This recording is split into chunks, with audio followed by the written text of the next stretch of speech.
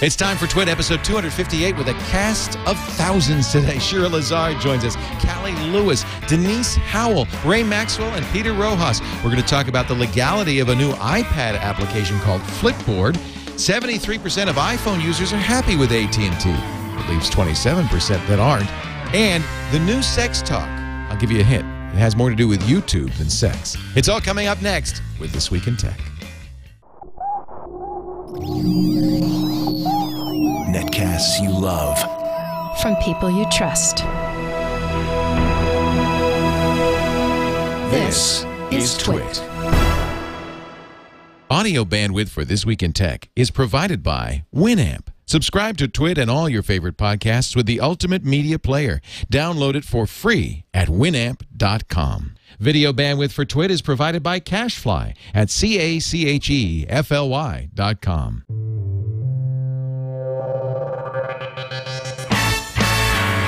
This is TWiT, This Week in Tech, episode 258, recorded July 25th, 2010. It's the new sex talk. This Week in Tech is brought to you by Ford, makers of the Ecoboost engine. With twin turbos and direct injection, Ford Ecoboost is a powerful and fuel-efficient V6 that's standard on the Ford Taurus SHO. Drive one this week at a Ford dealer near you.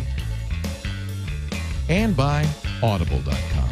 Sign up for the Platinum plan and get 2 free books. Go to audible.com/twit2. And don't forget to follow Audible on Twitter. User ID audible_com.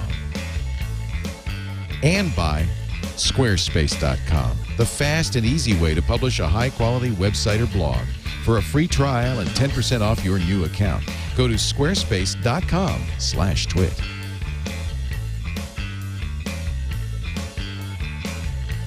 It's time for TWiT, This Week in Tech, the show that covers the latest technology news.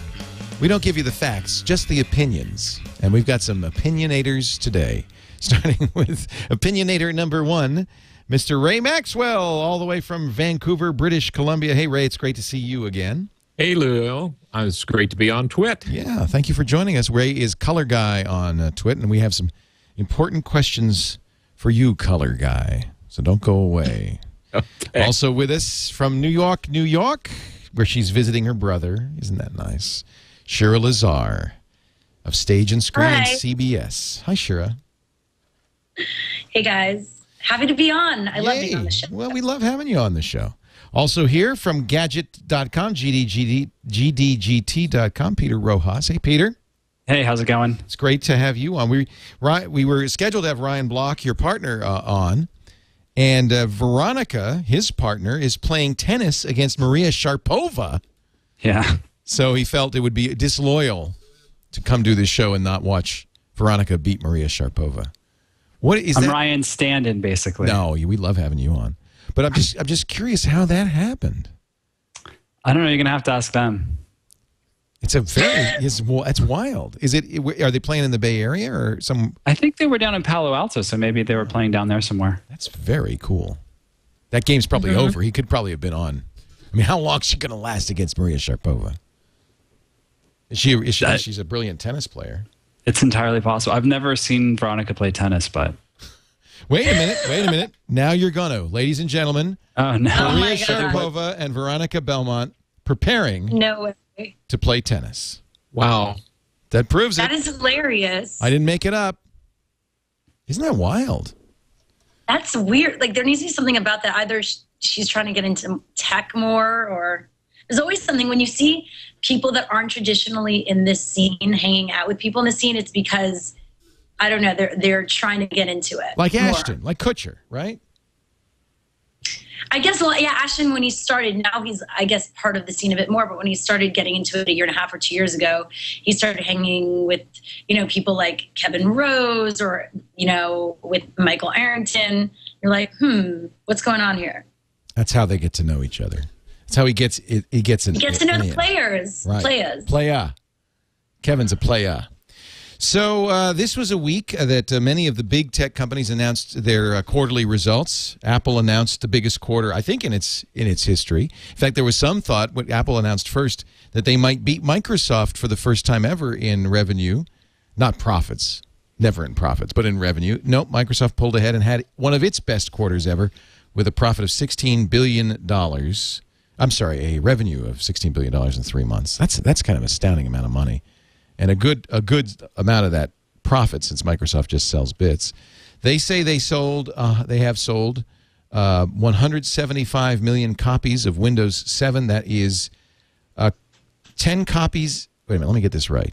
I got to get the numbers right. 10 copies of Windows 7 every second since it came out.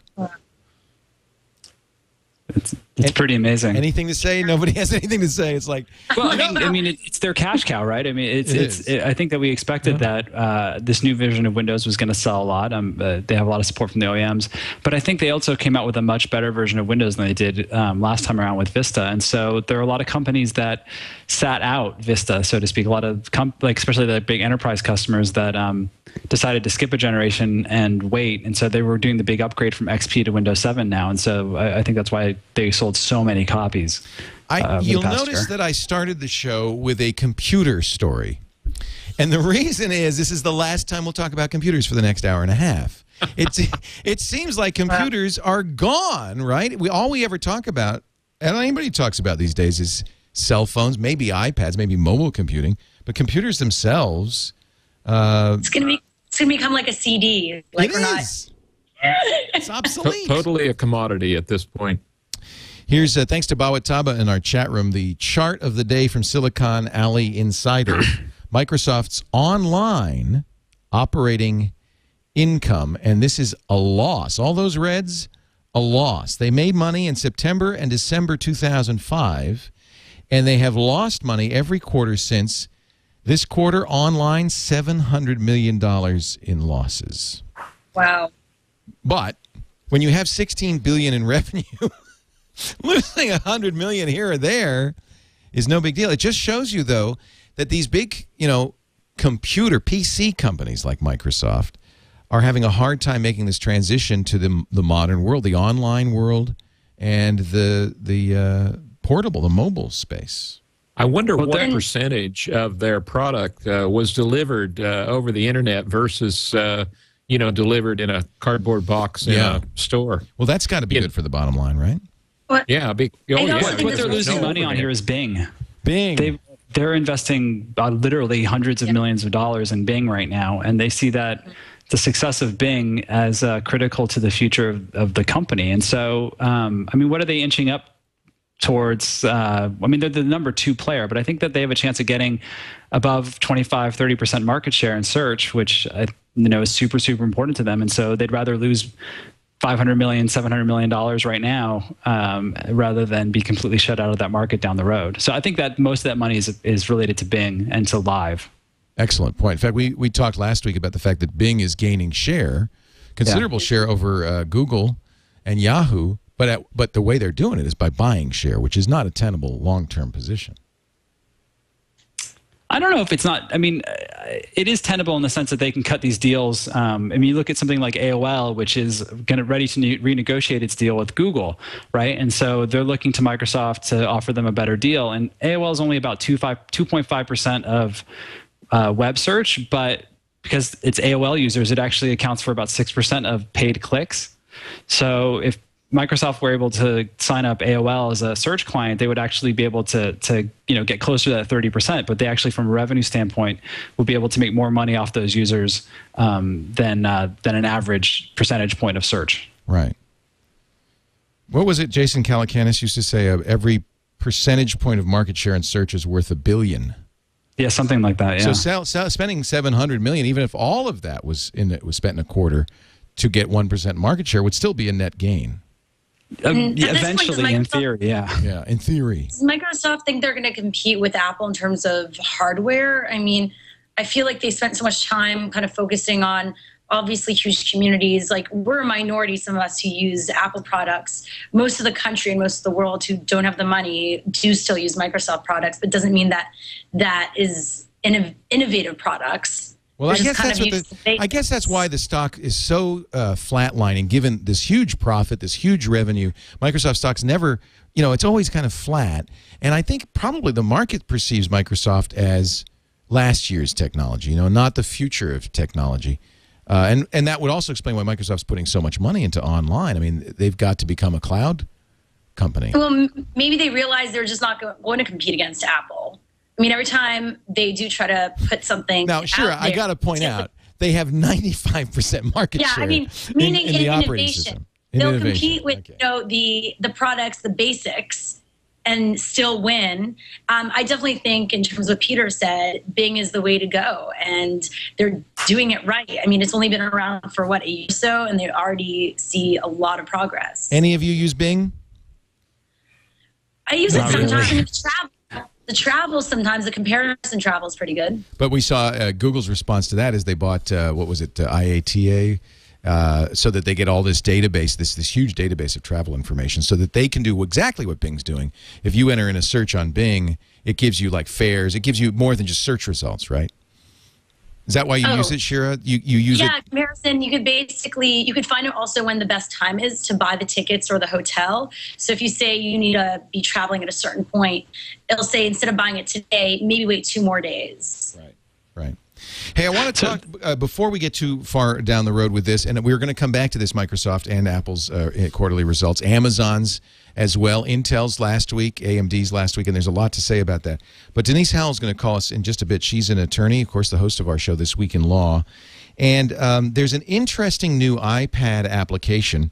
Robert Scoble said it's the PageMaker or Excel of the iPad. In other words, the killer app that's going to make the iPad the next, best thing in the world. It's called Flipboard.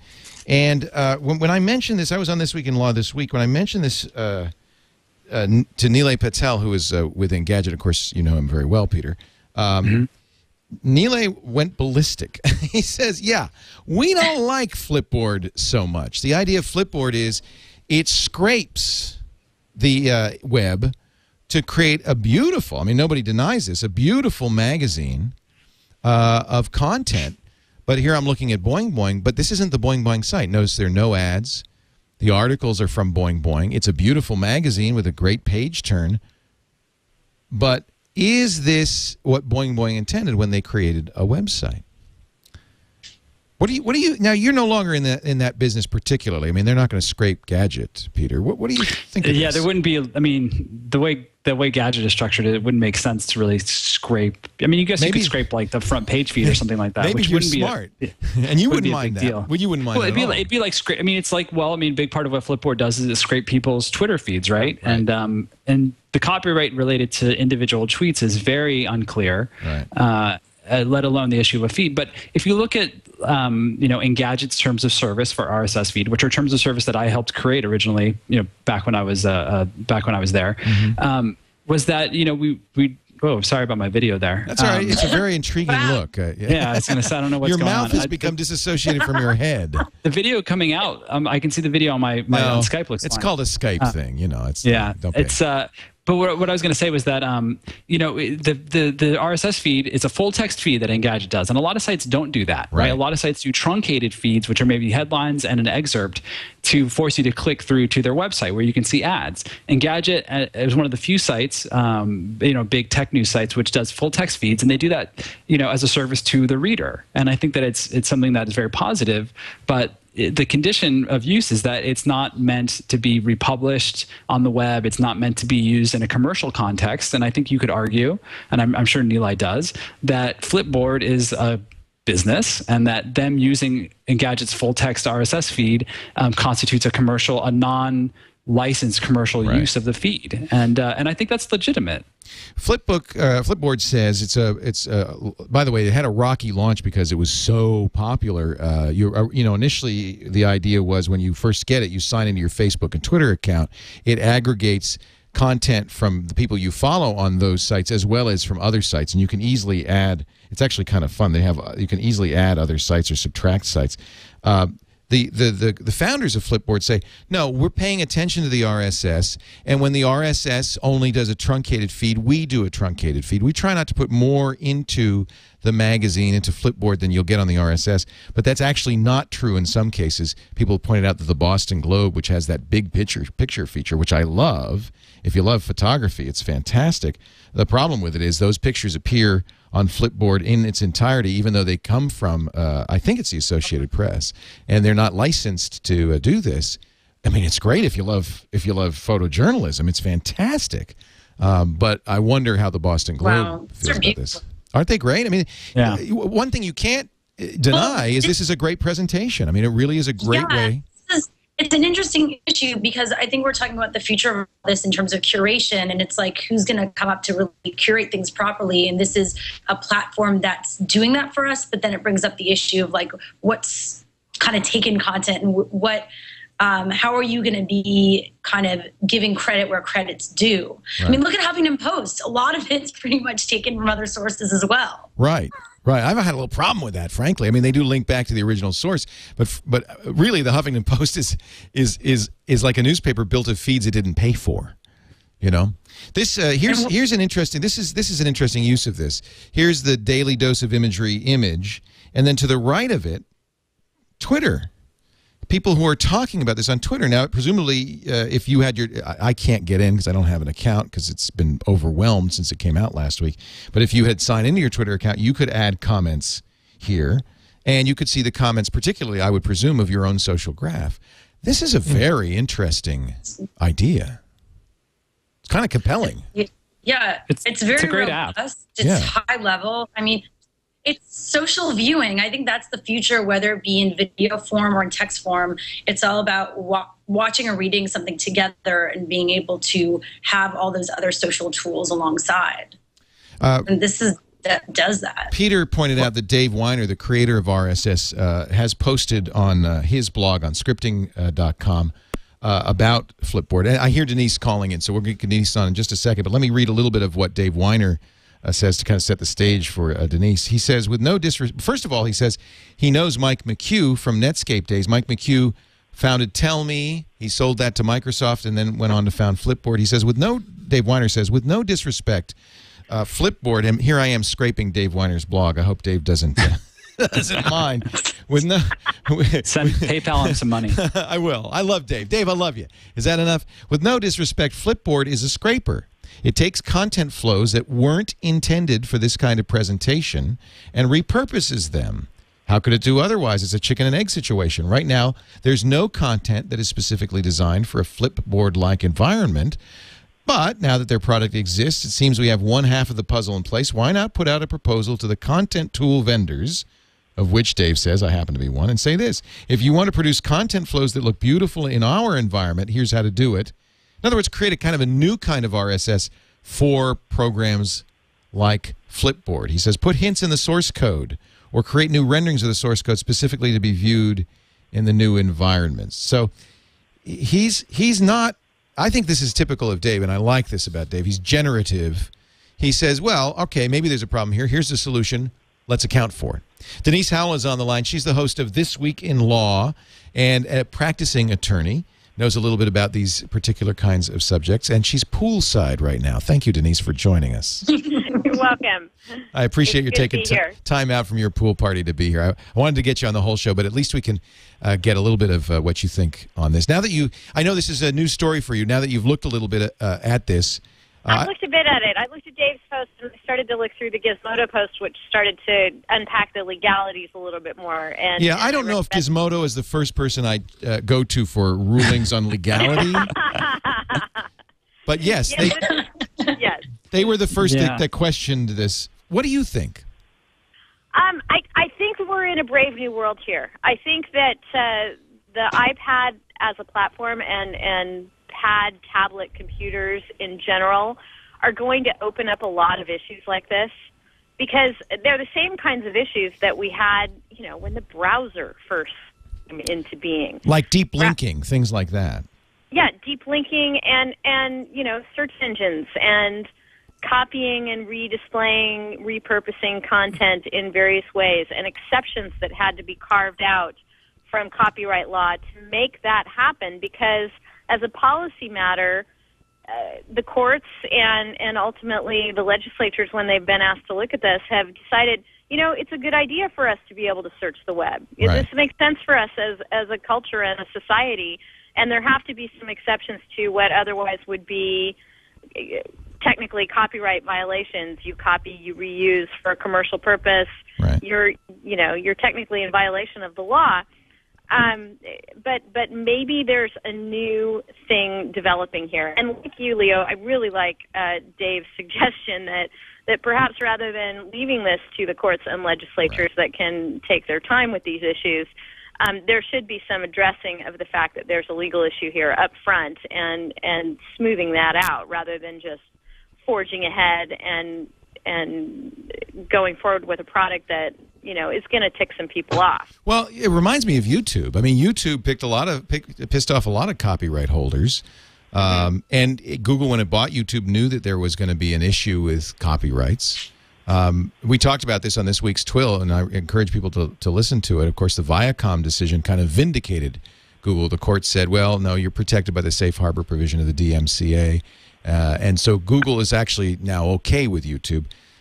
I don't know if this is directly comparable. Yeah, it's not really, but Okay. But you're right that we're still in that brave new world of, it's something that perhaps should make some sense that there should be a way to do this. Right. Now, I downloaded the app this morning at about 5 a.m. and haven't really gotten the chance It's very to play with it compelling. yet. Watch out. I'm reading The Economist, for instance, right now. Yeah. Now, I don't know why you would subscribe to The Economist. Now, admittedly, this is the stuff that The Economist puts online, so the paper version may have other stuff. And it's not the full article, but it's enough of the article that I kind of don't feel like I need to read more.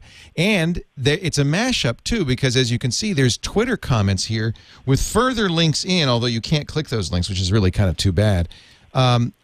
That give you deeper, it's almost a gloss on this. This is very compelling.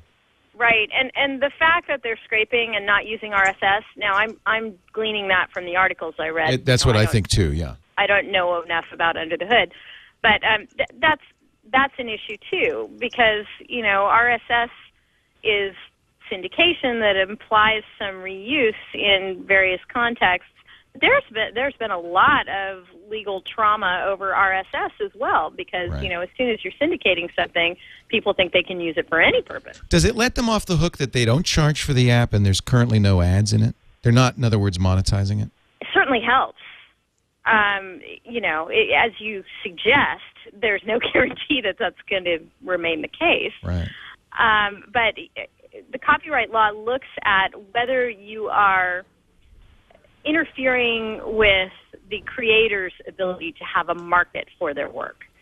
And, as you just said about The Economist, even with the free no ads scenario here, it seems to me that you are. And a lot of, the real issue here is that a lot of these sites like The Economist are attempting to have a market around their works in various ways. They have certain things behind a paywall, and Right. This is not stuff from behind the paywall. This is stuff that's freely visible. Yeah. So that's where I think we're in a brave new world here. That Right. you have to. This is not technically a web browser or an aggregator, but it's sort of a hybrid of both. Right. And maybe there needs to be some sort of exception in the free no ad context that makes room for something like this. What about a technical solution to this situation? I mean, basically, the copyright holders are having a problem with controlling their media. What if we change the HTML protocol or whatever and the code in browsers such that the copyright holder can say, do not link to this piece, and none of the, browsers would link to it? Put the control entirely in the hands of the creator. That's a wild, off the top of the head suggestion, but wouldn't that be possible, or at least a signal? I don't want you, I consider this proprietary or whatever, only my site. Yeah, that sort of gets back to what Leo was talking about, how there was a lot of litigation in the early days about whether you could link to someone's site, whether you could deep link past the front door page. What is the status there? Because I know that some people have been forbidden from doing that, right? The status there is basically if there's a link and it's discernible or publicly available, there's no problem with linking to it, at least not in the United States. There's been some rogue decisions in other jurisdictions. Right. But basically, the linking cases have all come out. Are you kidding me? Of course you can link. It's the web. It's a link. What do you want? It's a link. And yet, some people like Ticketmaster, I know, quote, forbid deep links.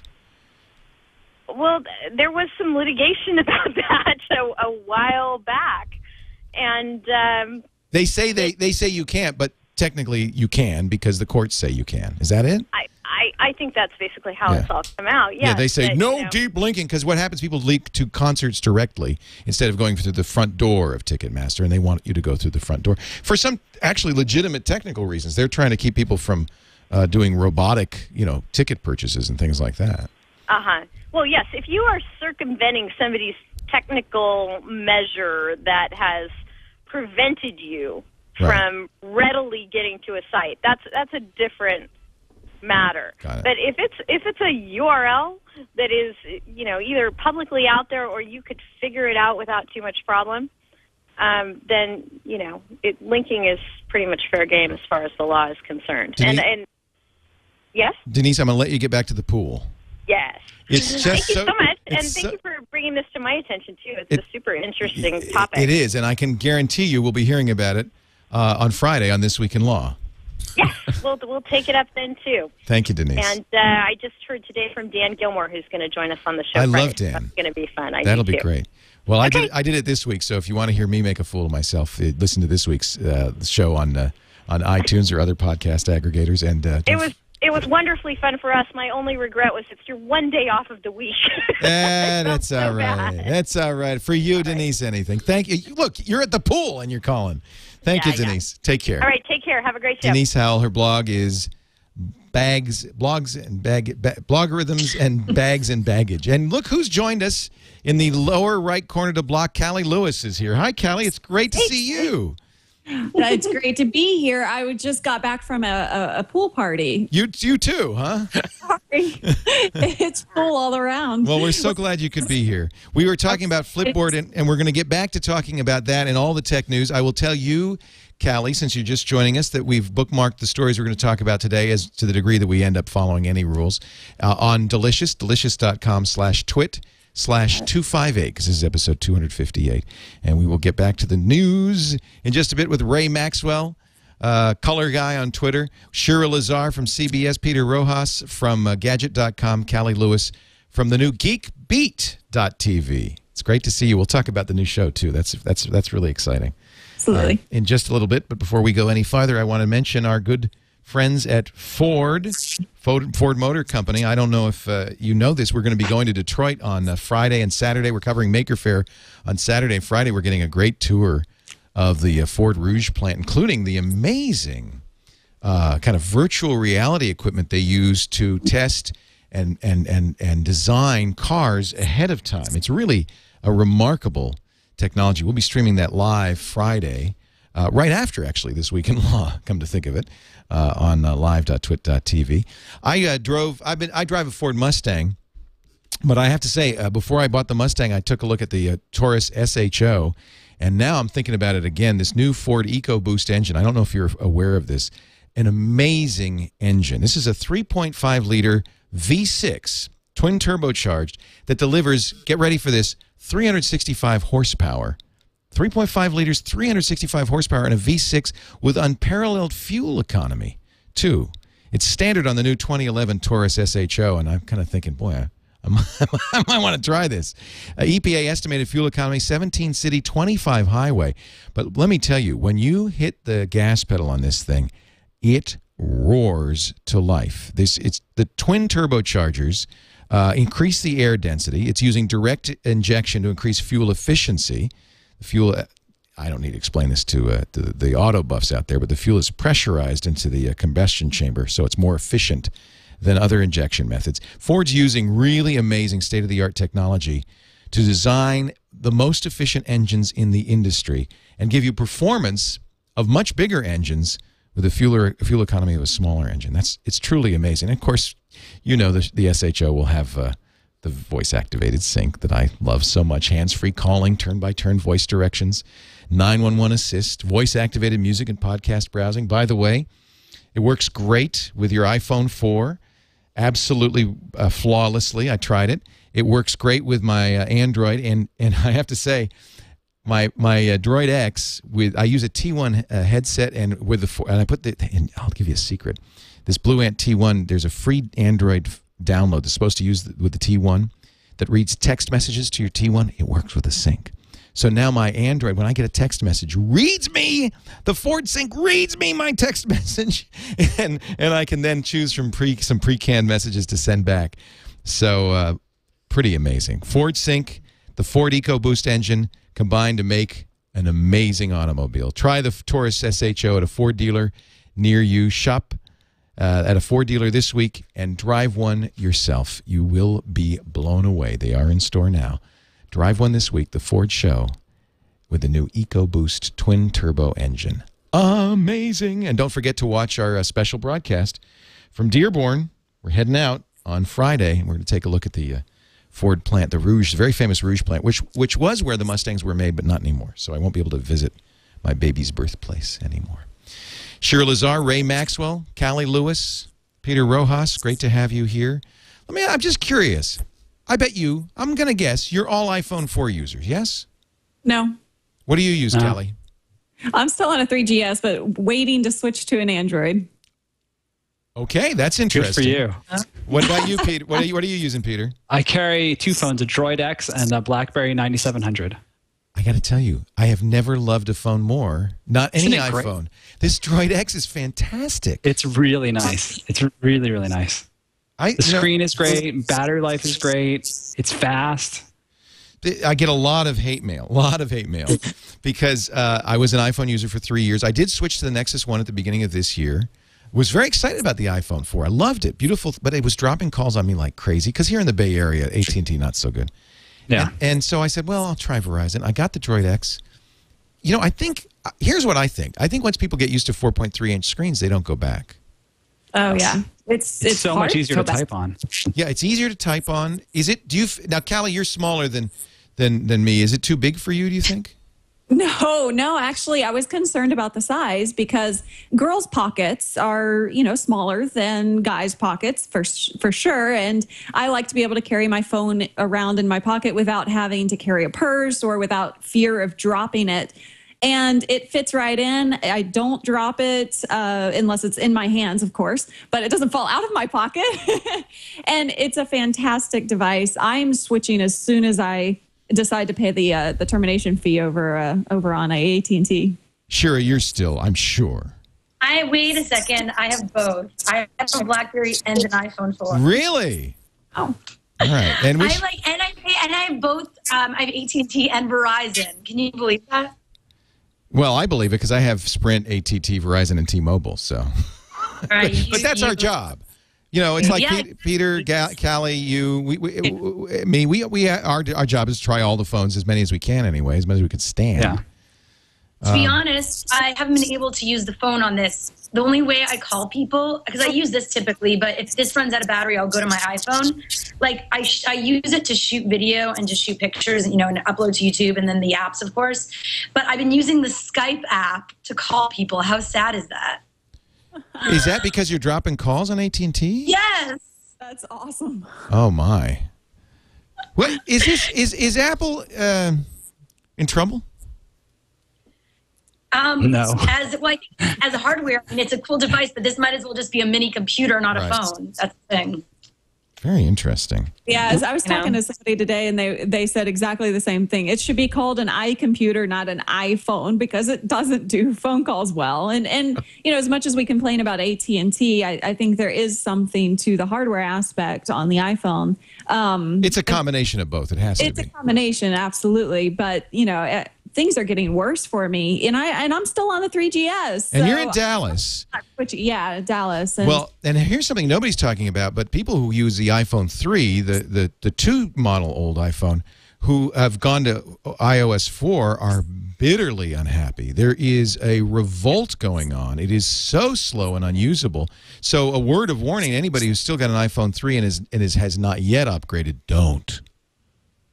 Although that puts you in an awkward position because now you're suddenly out of the Apple universe. Ray, you're in Canada, so I don't know if you count. iPhone 3GS running iOS 4 runs just fine. Good. On the TELUS network, and will tether. All right. Yeah, I think the Good 3GS is fine. Oh, it will tether, which is nice. That's another thing the Droid X does nicely. You pay $20 a month for it, but I traded in my my MiFi because basically this is a MiFi as well as a phone now. It does the Wi-Fi tethering. I really like that. Let's move along. We did talk a little bit about quarterly results. Apple had a great quarter. Microsoft had a great quarter. We talked about this last week. Intel and AMD had a great quarter. In fact, AMD would have shown a profit for the first time in a long time. Is the PC industry coming back? Peter, do you have a thought on that? Well, I think that I think that Intel and AMD have tried to diversify their product lines, and I think that they were both smart to introduce the low power chips. I mean, Intel is further along than anybody else in getting netbooks. I mean, basically every netbook is using an Atom processor, and Intel's trying really hard to get smartphones and the smaller devices using Intel chips at all. And they're actually encountering a little bit of resistance, but that's one reason why they introduced MeeGo, which is that new mobile operating system that they did in partnership with Nokia. Is that a terrible name? It's a terrible name. Okay. It is a terrible name. MeeGo use phone. But you know what the name they had before was? What? Moblin. Oh, yeah, Moblin. I've used Moblin. Which is kind of a D&D vibe to it. Yeah. So, and I guess in that sense, it wasn't so bad. But I think that the regular PC market's very mature. And I think that we have to differentiate between a market that's going to die and disappear, which I don't think is going to happen anytime soon, with one that has just reached maturity and is sort of stabilized and isn't going to have a lot of its growth. Ray said earlier, it's a commodity market. And I think it's exactly right. I think that most PC makers recognized that a long time ago, and I think it's one reason that HP bought Palm. I am writing a thing about this right now, which I'll post on Gadget at some point, about why HP bought why HP bought Palm, and it was because they looked at the future of computing and realized that it's going to be about devices that are like the iPad. Yeah. In fact, they're going to do the slate after all, a Windows 7-based tablet towards the end of the year, right? Yeah, I think it's going to be aimed just at enterprise users. And I think that it's basically going to be something that they release and then quietly shove aside. Yeah. And you think they'll do WebOS? Their heart's not in it at all. WebOS is where their heart is. It will be. They will definitely do a WebOS tablet. I don't think we'll see it this year, though. Oh, interesting. Well, I don't think they have enough time. If they come out with something this year, if they actually release a product this year, I think it will be a shoddy product. Why is that? It takes time.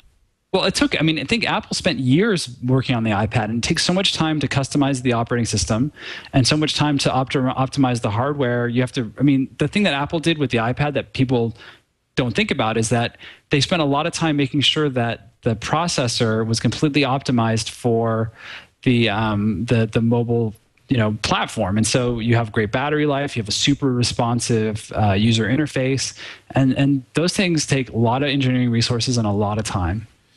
That's a good point. That A4 chip, now correct me, you probably know better than I, but I was told that if for instance, you're not going to support Flash, you can actually customize the chip to be more efficient and leave that part out.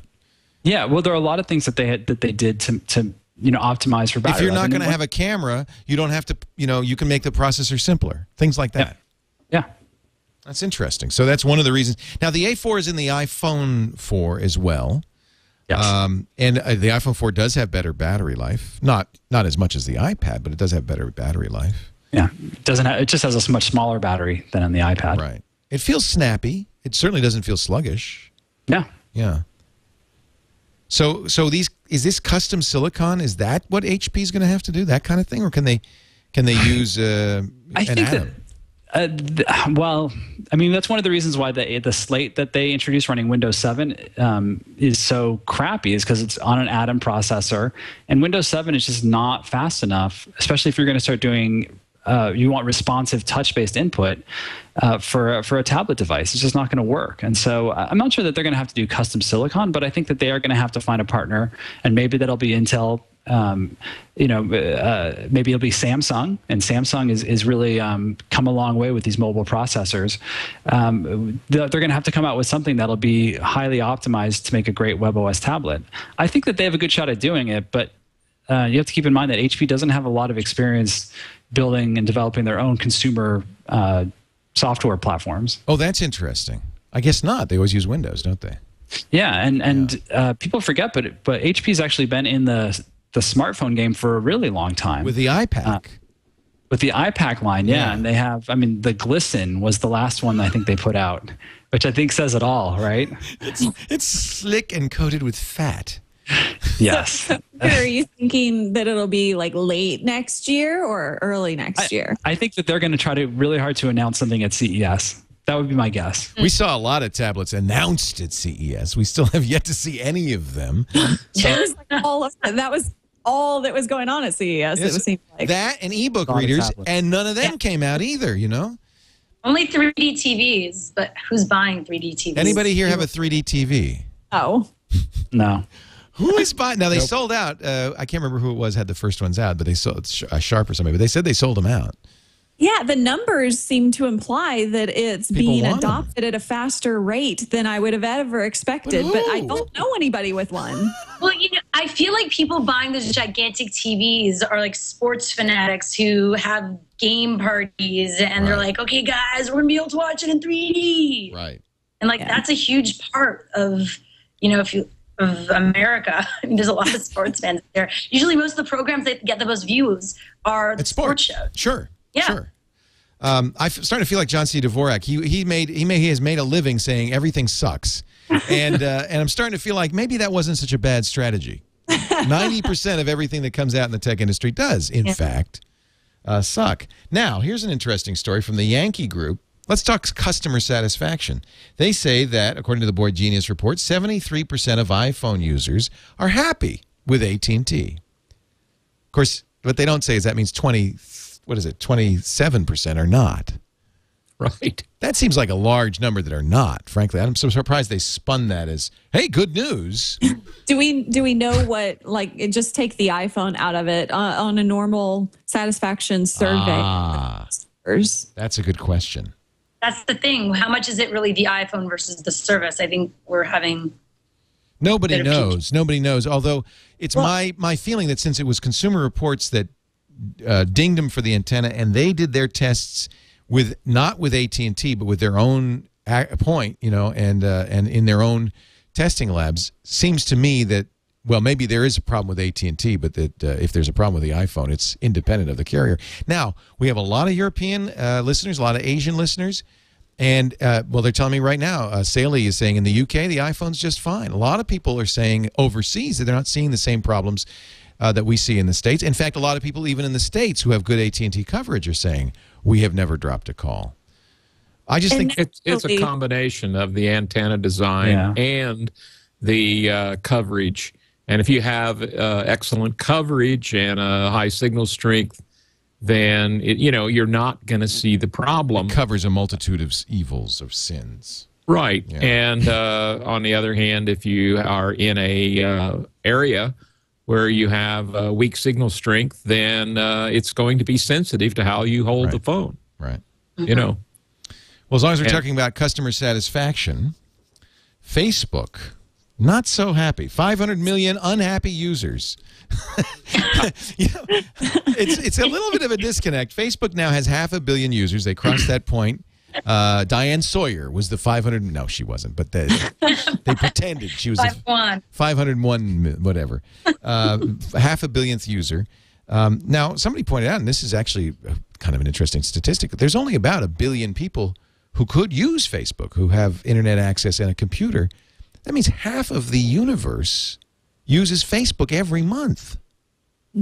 Wow. Is that an active number? I mean, yeah, they say ever signed up for an account? No. 500 million active users, they say. This is what they say. We don't know. Yeah. Well, I was actually impressed. I have a Luddite sister. She hates everything to do with technology. And I went to her house for planning some wedding stuff that she's getting married. And she was sitting there using Facebook. I was like, what are you doing? You hate technology. You hate the internet. Well, I think that's who loves Facebook. It seems to be. Yeah. We forget that these things aren't just about technology. I mean, they started out as, obviously techies create these platforms, but a lot of like Twitter and Facebook, they're about humanity. Even Biz Stone, the founder, he said that about Twitter. It's not just about technology, it's about humanity. And I think as kind of techies and geeks, we forget about that it's going beyond this community. And, when you see parents and just regular users that wouldn't just necessarily be into tech using it, it's kind of had its tipping point, obviously. Yeah. But is it the techies that are getting upset with Facebook, that hate Facebook? Yes. So to speak? It's just like we're the one that's really customer service. I mean, do regular people really know how to even click for customer service on the site if they can't even click their privacy options? Right. Well, yeah, customer service is a little easier than privacy, though. I do think people are aware of the privacy thing. I see people talk to me all the time about it now, and when I do radio interviews and things like that, people ask about it. They're kind of aware of it. It's that there's that buzz in the background. I don't think they know what to do with it or whether it's something to worry about. That's what they want to know. They say to me, "Well, should I worry?" That's what they would say. I'm interested in knowing what people are bothered about with Facebook. Like, what exactly are they going to the customer service for, trying to reach out for? Okay, well, I'll read you. This is the American Customer Satisfaction Index from 4C Results. Who are these people? I don't know. There are a number of statistics they came out with. For instance, number one, when they asked the question, do you seek out recommendations for products or services on this site? Facebook, number one. But it's only 16% say yes. Then MySpace, Wikipedia, and YouTube. Actually, YouTube did a little better than Facebook on that. Have you ever purchased products or services that were recommended to you on this site? Facebook didn't do as well. YouTube was number one with 14%. Facebook number two with 12%. Wikipedia 10%. Does Wikipedia recommend anything? I think these people are drunk. MySpace 8%. Sounds like there are preset options to choose from. It does. Maybe these things are worthless. Maybe it was a marketing ploy to get all of us talking about it. Well, it worked. I'm talking. Social media, ACSI. Facebook, 64%, or 64 is the score. MySpace, 63. The average, 72. YouTube, 73. Wikipedia, number one, was 77. You know what it did remind me, and I'd like to just take a moment, it has nothing to do with news, to say, I think if we look back 100 years from now at what some of the most important developments were in technology, Wikipedia is going to rank right up there. Mm-hmm. And I don't know if Jimmy Wales and the Wikipedia Foundation get enough credit. They have created an asset of such incredible usefulness that we just all take for granted. If you wanted to know something about a subject, in the old days, you go to the library, you might get what you needed. It'd take you a long time. 3 seconds from now, I could find information on anything. I could get an answer to almost any question, not just because of Google, but because of Wikipedia. So, and I love the fact that it's self-correcting. Yeah. And I find that, it is the site that I use more than any other site on the web. Me too. And I dig down into very deep technical topics, and I find it extremely accurate. And I mean, even in color science, they've got it right. That's the thing. When you're an expert in a subject and you look at the Wikipedia article, 9 times out of 10, it's very good. Yes. I think when it comes to information on products or technical sides of things or whatever, it's really, really good. When it comes to people, not so much, because people get emotionally involved in the editing of that. Right. But, if you take that side of it out, then Wikipedia is fantastic. Yeah. If you want to know how... Go ahead. Oh, sorry. I think all these types of sites, like whether it be YouTube or Wikipedia, that have crowdsourced content material by like regular folks are becoming, we'll see in future years, more legit. They'll be the places we'll be going to for content. I think the interesting next step would be if kind of official outlets like a news network or places like that would create partnerships with a site like Wikipedia as a place and legitimizing it as a place for real information, not just a place where random people are posting things. Well, what do you mean? Then they're in control? That wouldn't be good. Well, no, but partnerships meaning that they're getting feeds from Wikipedia, meaning want to find out more about this subject. Like it's like it's obviously like an encyclopedia, modern day encyclopedia, but I think Wikipedia has never been really taken seriously, more and more so as they're, having a history of subjects and people and events, they're becoming more legit. I love it that Jimmy Wales could make, we know because of the number of page hits, could make hundreds and hundreds of millions of dollars. So the foundation could make hundreds of millions of dollars every year if they would just put a little bit of a Google ad on there. Right. And even though they know that, they continue to refuse that. They raise money. I donated, I don't know, $250 the last time they asked for money. I just think that they've stayed clean. They have a higher purpose, and I just wanted to give them a little props. That's all. Maybe that's why we like them still, because they haven't taken advantage of everyone yet. Everybody else is saying, "How can I make money on this?" And by the way, we're going to break for an ad in just a bit. But Wikipedia just goes out there and they keep plugging away with good information. Of course, it's user generated, right? So it's a little ethically, maybe a little challenging to try to make money off of that. Mahalo. Oh. That was mean. Hey, coming up, Walmart wants to put RFID in your pants. We'll talk about that in just a little bit. How's that for a tease? But right now, I want to talk about Squarespace.com. If you're making a website, and who isn't these days? By the way, that's another point maybe having to do with Facebook. It's fine to be on Facebook, but don't make Facebook your only presence on the web. I think you'd agree, Shira, that as a social media expert, you got to have multiple points of access on the web, and it's really kind of important to have your own website. What a great place to do it, Squarespace.com. If you go to squarespace.com/twit, take a look at it. They call it the secret behind exceptional websites. And it really is. Starting at $8 a month. Let's see if I can pull this up here. I've run out of switcher ports. Starting at $8 a month, you can create a site that is gorgeous. It is both hosting and a content management system that is second to none. Dane and Anthony and the gang have just put together something truly incredible. Templates that don't look templated, that are easy to modify, even if you don't have any skills at all. You just drag and drop the columns and create things that just look unique and beautiful. And if you do know CSS and JavaScript, well, the sky's the limit. Great stats packages, so you know exactly who's watching, who's visiting, where they're coming from, how long they stay. Beautiful photo galleries if you're a photographer or an artist of any kind. Lots of people use Squarespace for portfolios. In fact, go to the examples page, squarespace.com/twit, right at the top there. Click the portfolios link. You'll see all the artists who use Squarespace to show their stuff. This is so easy. And look at these guys. You know, they're aesthetic professionals, but they don't have time to be web designers, so they use Squarespace to do the job for them, and incredible stuff. Squarespace uses a very sophisticated Java-based VPS technology that makes sure there's always enough bandwidth for your site, no matter how popular it is. Take a look at squarespace.com/twit. You can try it free for 15 days. In fact, if you've got an existing blog on WordPress or TypePad or Blogger, you can just bring it right over. They have import tools that'll bring it right over, and you're never stuck. You can also get your data out of Squarespace. That's very important too. I think you're never trapped there. But I think you're gonna love it. Squarespace.com/twit. Now here's the big come on. Try it out for 15 days. If you like it, sign up for anywhere from $8 to $50 a month for the full community package with multiple editors and all that.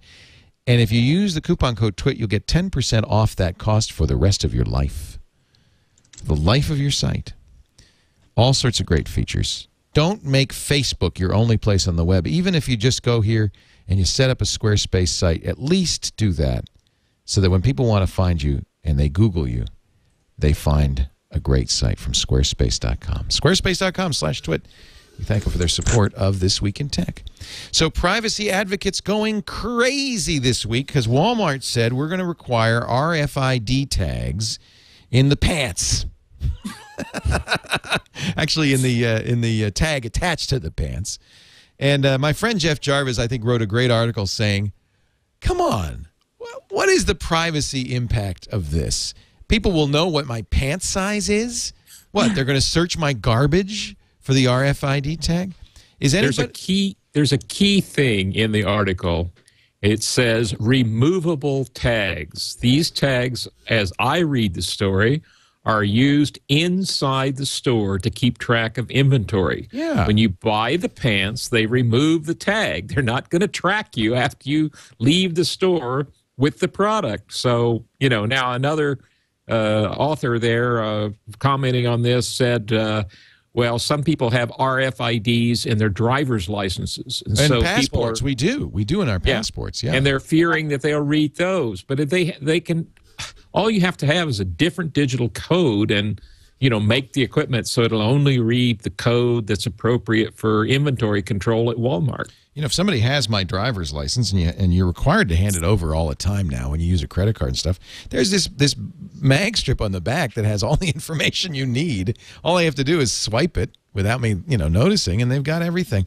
Now, somebody did, I was talking to a friend of mine who's a security expert, Shaquille, and he pointed out that on YouTube there's a video you can watch about RFIDs in passports. The U.S. has been putting RFIDs in passports for a while.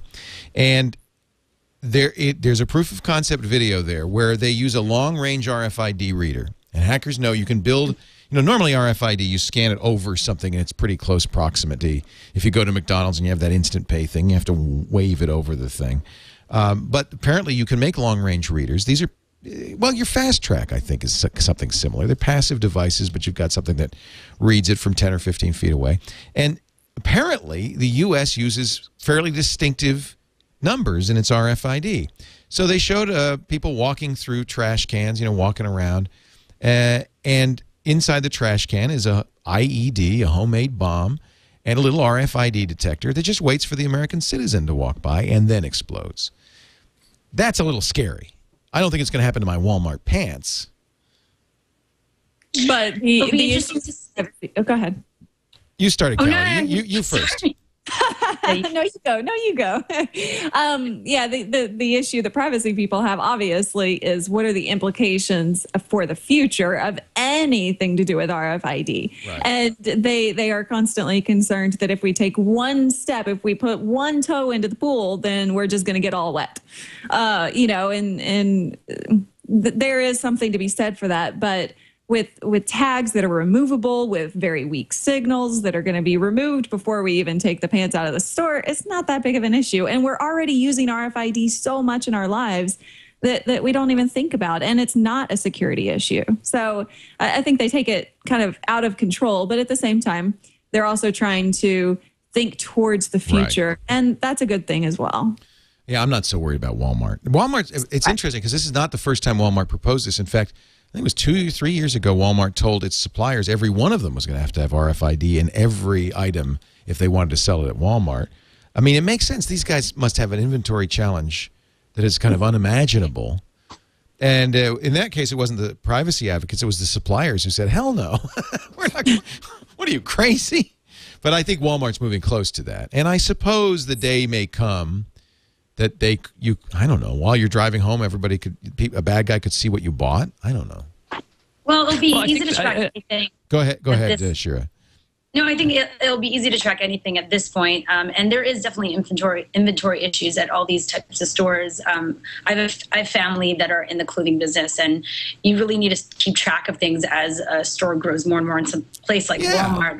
Yeah. But then it's interesting with the passport thing, because I would think with immigration, couldn't that become an interesting thing if they say we all need to have our passports on us at all times to see who's legal or not legal? And you have your RFID that says that. They could scan your car as you go by. That's a good point. Yeah, and imagine that's a way to stop that. They could start stopping people in that way. If we do come to the point where every state actually, goes through what Arizona went through in terms of stopping anyone, they could do it based on RFIDs. That could be the future. I think there is some concern about it. By the way, they're pointing out in the chat room that the transponder on your Fast Track is not the same as RFID. I didn't mean to imply that. I'm just pointing out that you can make a reader that works somewhat similar, I'm told, by the bad guys. And then go ahead, Ray.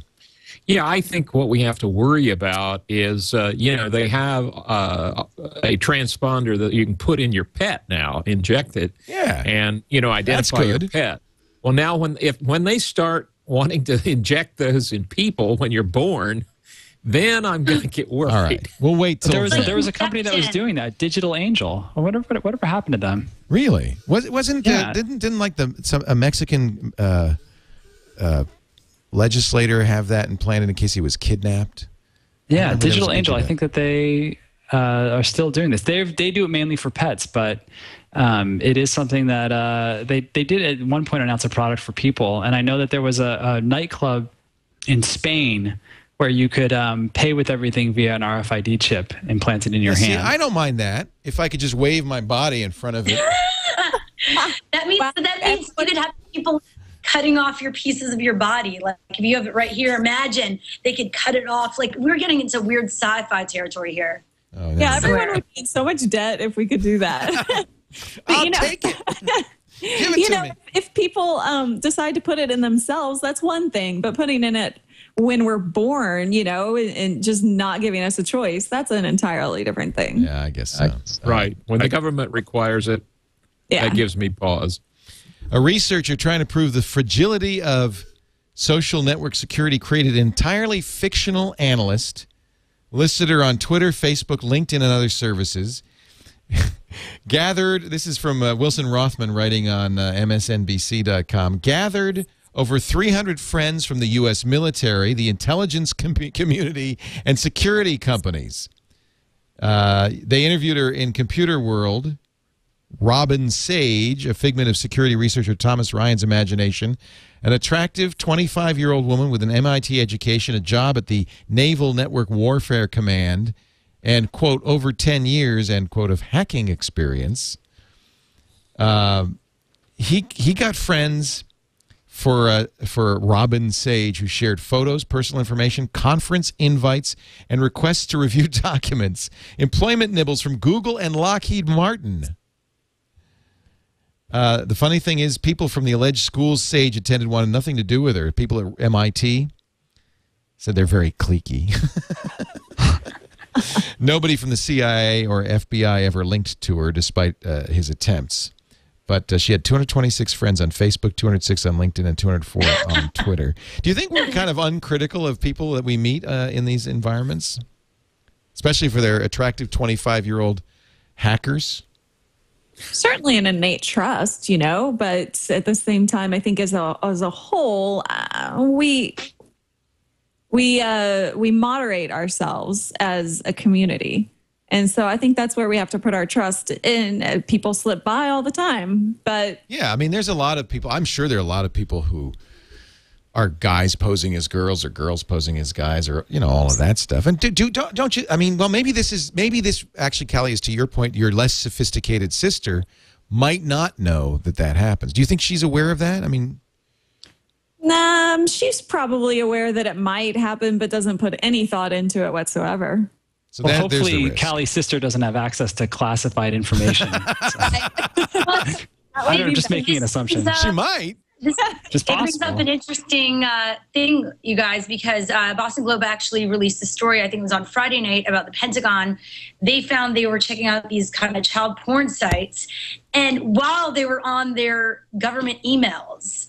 So there's obviously something going on with social networks and these sites and people actually logging in when they're online. So people that work in the government, and it definitely brings up a security risk, because then, if there's any, like if those sites have issues or any sort of like worms or, things that are messed up, it could go through the system and people could then have access to, government files and everything.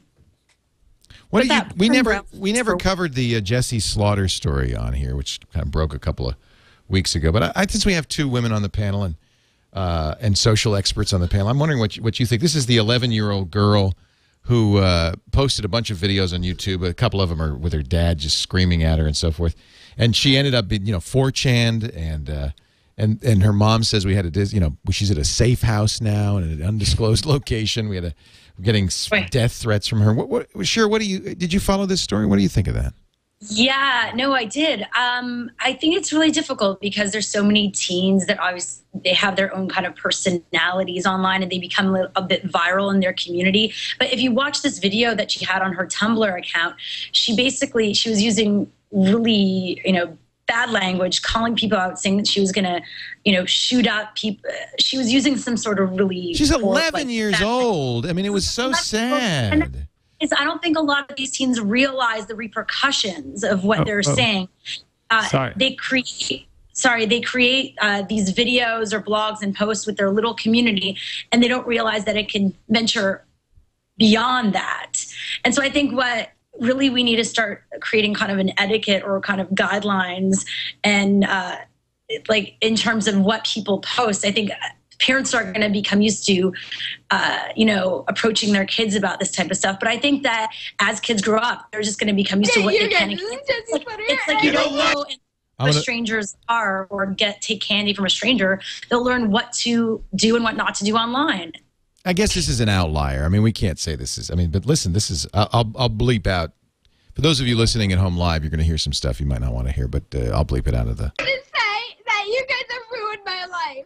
I'm going to tell you right now. This is from her father. You bunch of lying, no good. And I know who it's coming from because I've backtraced it.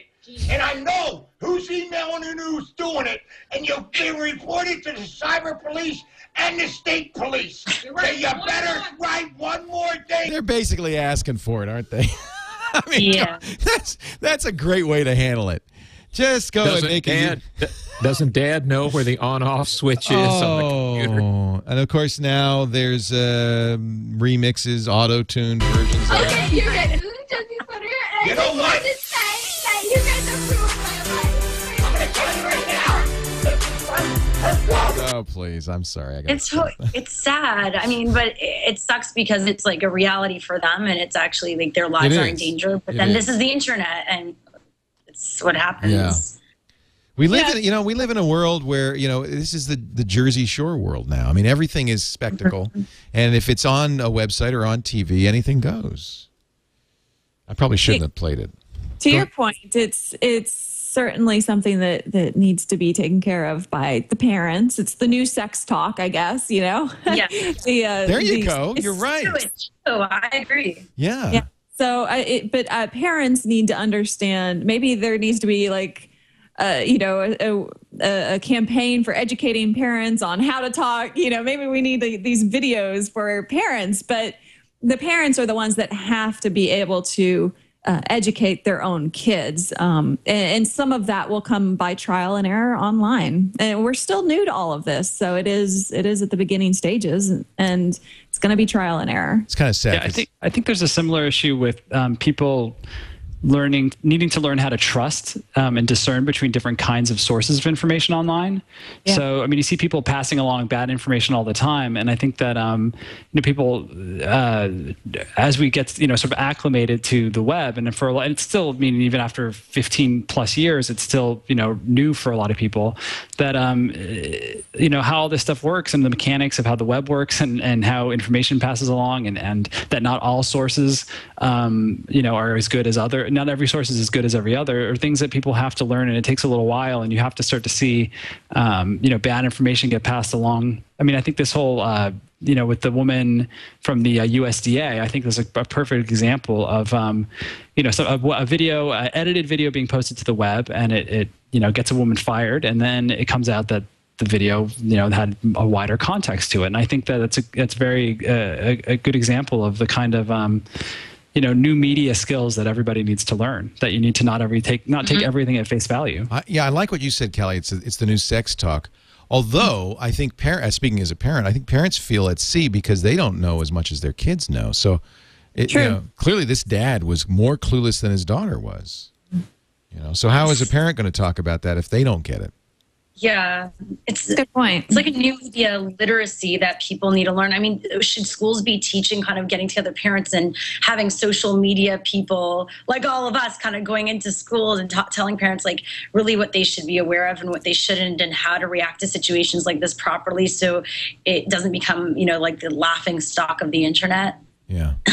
It could be like those fire safety assemblies we all had to go to in junior high. Stop, drop, and roll. Stop, drop, and stop tweeting. Yeah. Leave your Put phone. down the smartphone. I think the one thing that concerns me is maybe an overreaction on the part of authorities and parents and schools where they say, okay, that's it. No more Facebook, no more Twitter. You got to be 18 to use these things or something like that. And I'd hate to see that too. Yeah, because we have so much brilliance also coming out of kids. They're amazing. They have so much talent. But on the other hand, you have the kids that are posting too much or going too far. And so, yeah, I would hate to see that you have to be 18. I mean, that in would some not be ways, good. you're the poster girl for that, Cali. You decided you wanted to do an internet show, and it's hugely successful. And it's just because of the internet, you could do that. And right. I guess we're all kind of the beneficiaries. So 18, but still that's happening with kids under at 16 and 14 that they're finding success and finding talents that they wouldn't have otherwise explored. Somebody in the chat room says, what about maybe TWiT? Castman says maybe TWiT should do 5-minute PSAs that we distribute saying, hey kids, here's what not to do. I don't know a lot of the schools have a consumer education classes, right? Teaching kids about credit and the fact that credit costs you money. And it's, if you save up and buy something, well, they need the same kind of thing, I think, aimed at the internet and how to use the internet and whatnot, Actually, you're in Canada, Ray. Here in the States, we just tie our kids into chairs and hope they survive 4 years. I don't. You know what? It's true. Actually, in my kid's high school, the public school that he went to briefly, this is why he's not going anymore. It was a remedial class. The normal kids did not get credit education. Only the remedial kids got credit education. Oh. Isn't that nice, huh? How to balance a checkbook. Well, it's remedial. Yeah. The rest of you figure it out. I want to take a break. We're going to come back. We have a great panel with us. Peter Rojas from GadgetsGDGT.com. Cali Lewis of GeekBeat TV. I want to hear about that. Shira Lazar from CBS. And, of course, the great Ray Maxwell, formerly of Maxwell's House and a great friend of the TWiT network. It's good to have you all on board. 2 Canadians on the show today. I just want everybody to know. Yay. 2 Canadians, 1 Texan, and a New Yorker. Well, diverse. Yeah. Originally from California, though. Okay. We'll let you off the hook. Just let him call you a New Yorker. I've only been here 9 years. I think that counts. I think that counts. Yeah, absolutely. I want to mention our friends at Audible briefly, audible.com. If you listen to audio programming, and obviously you are, you probably already know about audible.com. God knows we talk enough about it. It's a great site for people who love listening and people who love books, too. I want to kind of point that out. Of course, there's 75,000 titles, not just books, comedy performances, radio shows, all sorts of stuff. I love the books, mysteries, science fiction, history. I just finished The Girl with the Dragon Tattoo, and I have to recommend this. This is a wonderful book. Stieg Larsson, actually it's a trilogy. Now, Stieg Larsson's passed away, but they call it the Millennium Trilogy. And there's 2 more, also both on Audible, The Girl Who Played with Fire and The Girl with the Hornet's Nest, I think it is. It's interesting because one of the main characters in this, there's 2 characters, one an elderly middle-aged journalist, roughly my age, and the other a young 20-something hacker who is kind of antisocial but brilliant, and she helps solve the mysteries in this book. It's a very, I think, a very feminist book. Any of you read the book? I really enjoyed it. The woman is so strong in it, and it also shows you a Sweden that is not the clean, sanitized Sweden of our fantasies.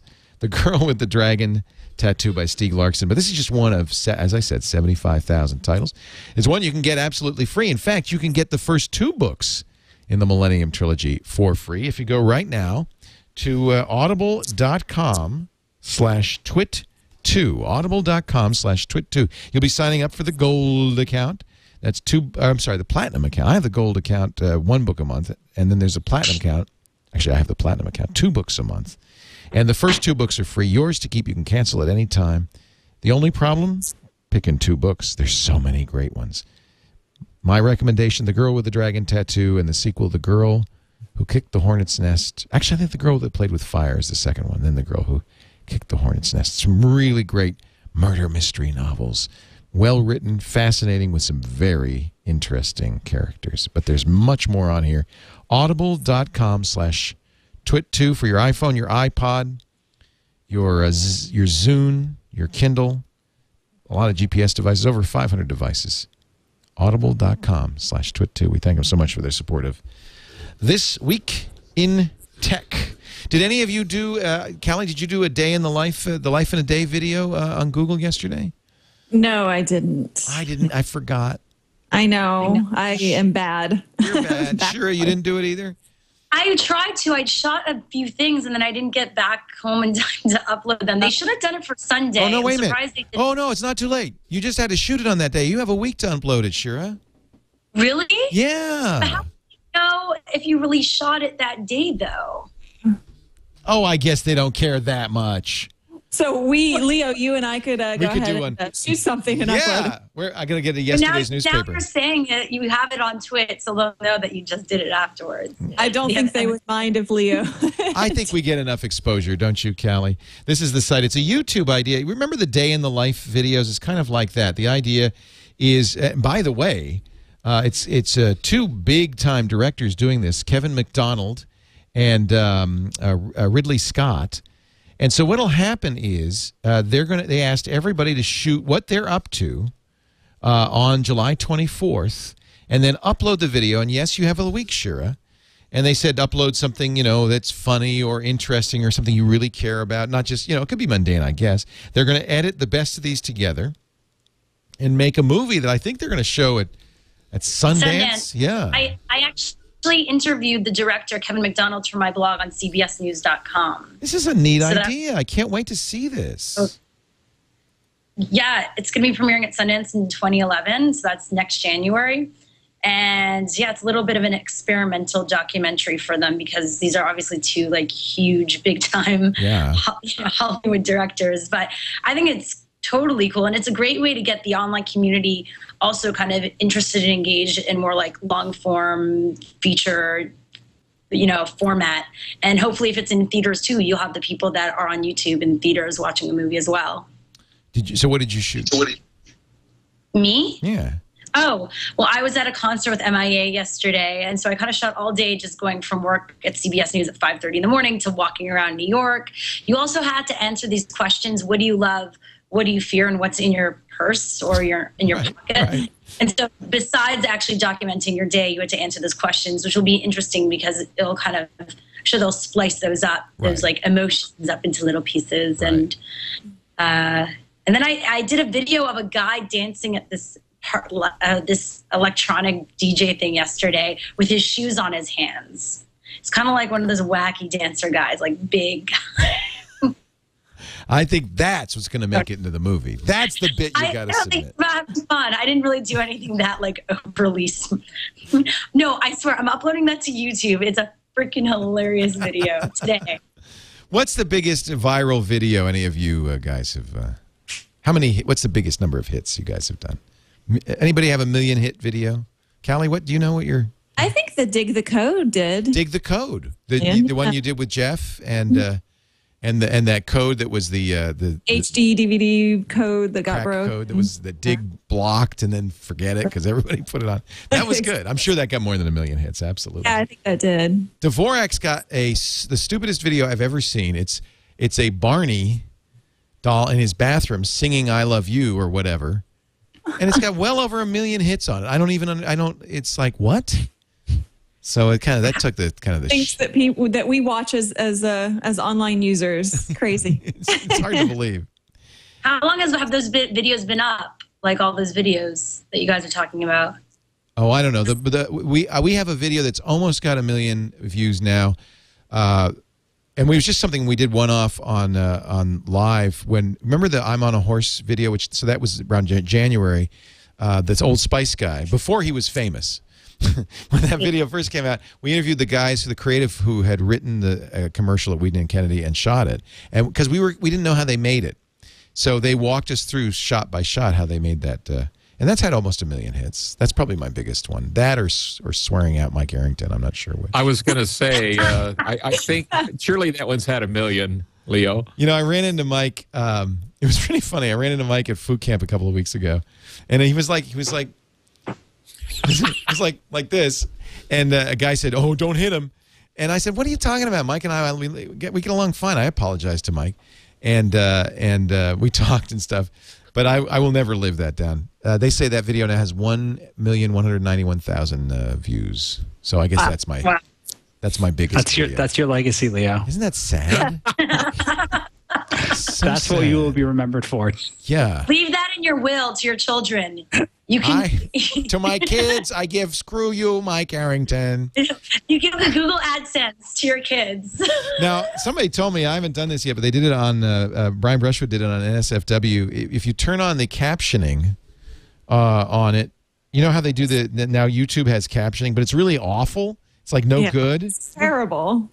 Apparently, it's very funny on that one. It ends up, is that right, John? Am I right? Is that the video that they showed? And it ends up something about, instead of saying screw you, it says, but Cuba. It must be automated. It's completely automated. It's like, huh? But Cuba. So that's become the tagline. It loses something in the translation. It does, doesn't it? I feel sorry for anybody who is reading the transcript instead of listening to the full language of the full delivery, body language, and it must be seen on video. I'm so sorry that that's recorded because it's like one of my most embarrassing moments in life. And, of course, that's the one that gets remembered. I just wonder if the people who have to read the captions are thinking that the entire world has gone nuts. Yeah, when Google did this, it was like, well, thanks, Google, but I can't imagine anybody using this. Maybe it'll get better. We're going to end on a serious note. There's a very serious Windows vulnerability that affects every version of Windows for the last 10 years, including Windows NT all the way up to Windows 7. We talked about it on Security Now, and if you haven't listened to this week's Security Now, you probably want to. The sad thing is there is no fix for this, and there probably won't be a fix until Microsoft, at the earliest, till Microsoft's regular cycle updates on the second Tuesday of August. They call it the LNK 0 day or USB 0 day. If you read Microsoft Security Bulletin 228-6198, it's a vulnerability in the Windows shell code that renders shortcut icons. These are the .lnk files. This vulnerability has been there for 10 years. It has survived multiple code reviews. Remember how Steve Ballmer said, we are going to review every bit of code in Windows XP, and Windows Vista is going to be the most secure code we've ever written. There will not be a single flaw. It got right through it, no problem at all. And there are bad guys have discovered this attack. There are already websites that take advantage of it. The ISC warns, quote, prepare for extensive attacks of Windows 0 day. What happens is you go to a website, and by the way, PIF files as well can be subverted. The first samples were on USB keys. So it was it would install itself on a USB key, rootkit itself so that nobody could see it. And then it would copy itself to the next computer and the next computer, and every time you used a USB key, it would copy it to all the computers. But now it's out there. It's all over the place. Metasploit, which is a commonly used tool from hackers, it's in Metasploit. It's everywhere. Microsoft's fix for this is to turn off the shortcut rendering engine. So that's a quick workaround. But all your shortcuts, all your will suddenly become LNK files will suddenly become blank icons. Siemens already has been infected. The Siemens SCADA equipment, which I think is a router, has been infected. If you want the Fix-It, there is a Microsoft Fix-It tool at 228-6198 that disables shortcut icon rendering, but it is not a long-term fix. And in fact, I wouldn't be surprised if it is only a temporary fix as hackers work around that. So this is a very serious vulnerability. You know, I talked about it on the radio show, and I almost don't like to because there's nothing you can do. It's like, sorry. And if they do bring out a fix, how far back are they going to go? Right. Well, they don't. You know, they don't are they going to go back and send Windows out 95? A fix for XP? Yeah. I mean, what are they going to fix? Yeah. I don't know. You know, I don't really know what to say about this. You want to yell at somebody, but I don't know who you yell at. I was saying it's like the BP oil spill. It is. It's very much like that. That's a really good. That's very much like that. It's like this is horrible. Who do we get mad at? I don't know. Yeah, obviously you guys are Not struck. comparison, but anyway. You know, you all use Macs, don't you? I can tell. You're like, this Windows stuff? Okay. You're all sitting there smugly going, well, it doesn't bother me. I don't have a problem with it. I have parallels. I have 2 or 3 programs that I have to run from time to time. So, and by the way, one of them is an RC helicopter simulator. That's very important. Oh, nice. Well, that could be infecting your computer right now. So, and finally, we'll end up with this, the most important story. I thought it might be that Windows story, but no, this is more important. The Queen has joined Flickr. Oh. The British monarchy now has a photo stream on Flickr.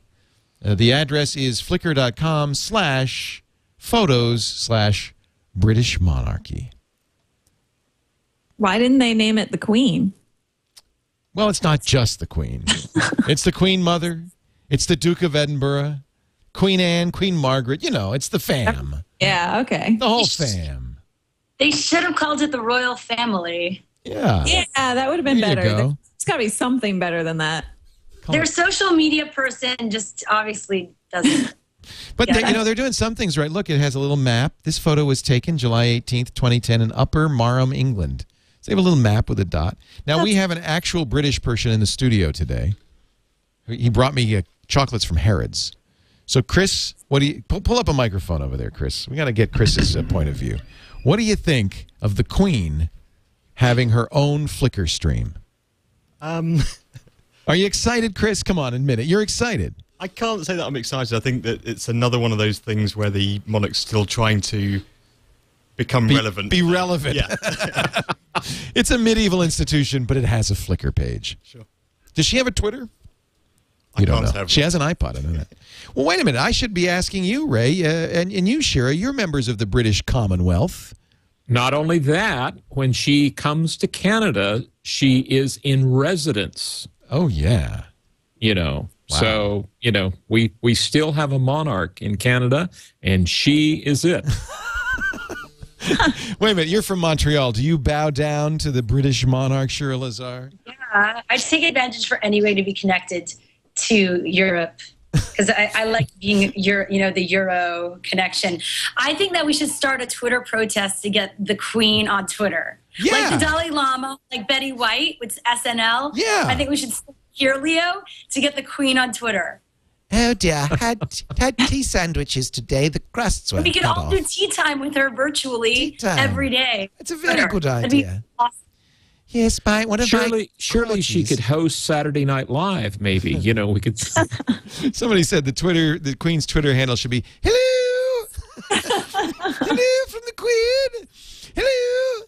All right, enough of that silliness. Tell me about Geek Beat TV. You're on Revision 3 now, Cali Lewis. That's great news. I'm very excited to be partnered with Revision 3. And so Geek Beat TV is kind of what you've always, expected from me, 3 to 5 minutes of technology, news, and gadgets, and all the fun stuff that I'm passionate about. So you're not And changing the format at all. It's still similar. Well, it is a new look and feel.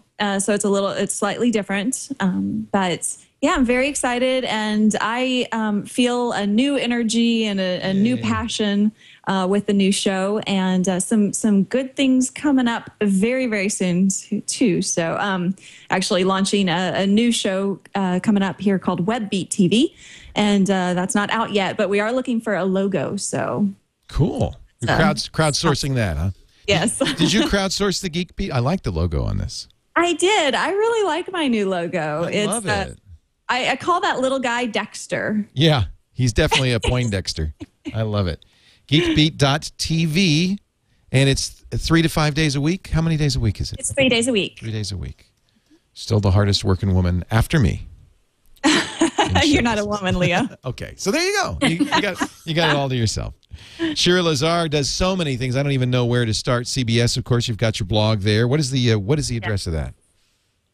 cbsnews.com/on the scene. And I also host a live stream during the early show on Saturdays, cbsnews.com/backstage live. But you can find it all on the scene. I do digital trends and web culture.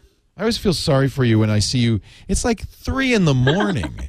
You got to I get know, out. but we actually get, you'd be surprised. We have a lot of people watching that aren't just in the States and in Canada, but, all over the world who it's daytime there and they want to watch American TV. And so I do that. I host a lot of live streams for a lot of events, a lot of premieres. And yeah, I'm kind of having fun online. Very So, cool. On the check it scene out. on CBSNews.com. And ShiraLazar.com is a great place to go. You get all the information. Yes, everything's there. That's the hub for everything. Ray Maxwell, everybody was so sad when I brutally, viciously canceled Maxwell's house, but you've spent more time on the TWiT network ever since. So I hope they'll cut me some slack. At Color Guy on Twitter still doesn't have a web page. Yeah, that's why I fired you, Ray. You know that, right? That's right. No one. You can't be on this network if you don't have a web page. I have one, but I'm not proud of it. Oh, okay, that's different. None of us are proud of it. I'm not proud of mine either, but I got one. Go to Squarespace, right? It's nice to have you here. Thanks for joining us. At Color Guy on Twitter. And Peter Rojas is keeping very busy, I'm sure, at gdgt.com. What a great site. You added the news recently, the gadget news. What else is going on GDGT? Yeah, we're doing a big event in Seattle on Tuesday night. So if you are anywhere in the Pacific Northwest and want to play with a bunch of gadgets, we're doing it at Showbox Sodo, which if you live in Seattle, you probably know it as a music venue. And we're going to have like a couple dozen different tech companies showing off new toys and gadgets and stuff like that. And like you'll be able to see like the Windows Phone 7 will be there and a bunch of other stuff. What do you think of that? Oh, so you've played with that Samsung developers model that they gave out? I played with an earlier one. It's actually pretty nice. Yeah. Yeah, Paul Thurrott was talking about it on Windows Weekly this week. He's had it for a while, but I guess they finally lifted the embargo on it. Yeah, I think it's just the problem is very late to the game now. Yeah, Microsoft even said this. Steve Ballmer said that. We missed the cycle. But maybe they're in time for the I don't know, the holiday buying season. This is going to be like World War III, and it's going to be a trench warfare between all these different platforms. But I think that the sooner Microsoft can get this thing out, the better off they're going to be. I have to say, I think Microsoft's done some very innovative things with this new Windows Phone 7. What I've seen of it, and I think that's good. For one thing, they're trying to think in a more modern way. Even the iPhone still has its heritage.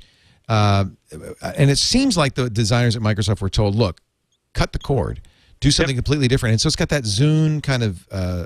they started completely over. The Metro interface and all that. Yeah, Which is really it. nice. Yeah. Yeah, I'm very interested. So, well, we'll see. Those will be coming out, I think, October or November. Yeah, be out this fall. Yeah. What's your favorite? What's your hot gadget these days? What do you like? You like the Droid X, I know. I do like the Droid X. I just got the 27-inch iMac. I got it on Friday. Isn't that amazing? That's just too big. I'm sorry, that's too big.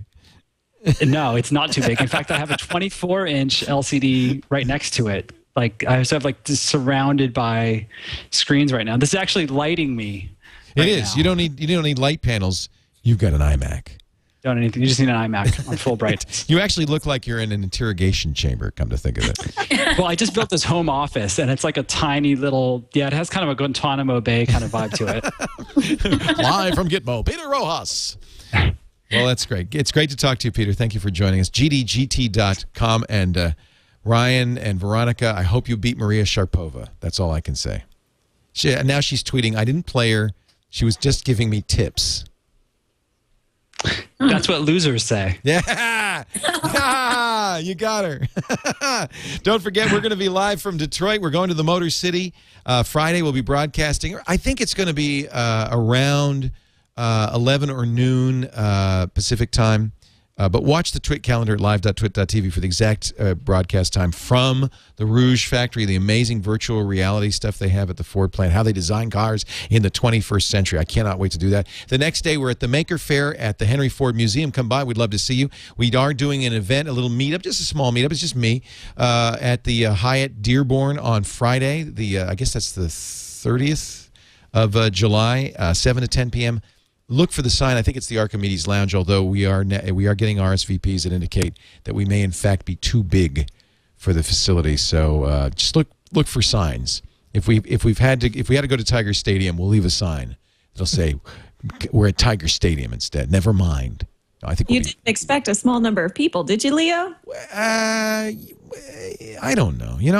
I see Kevin Rose and they get 2,500 people showing up at their meetups. You probably get hundreds and thousands of people at your meetups. I'd be happy with 10 fat guys, 10 sweaty fat guys who want me to sign their mouse pads. That's all I need.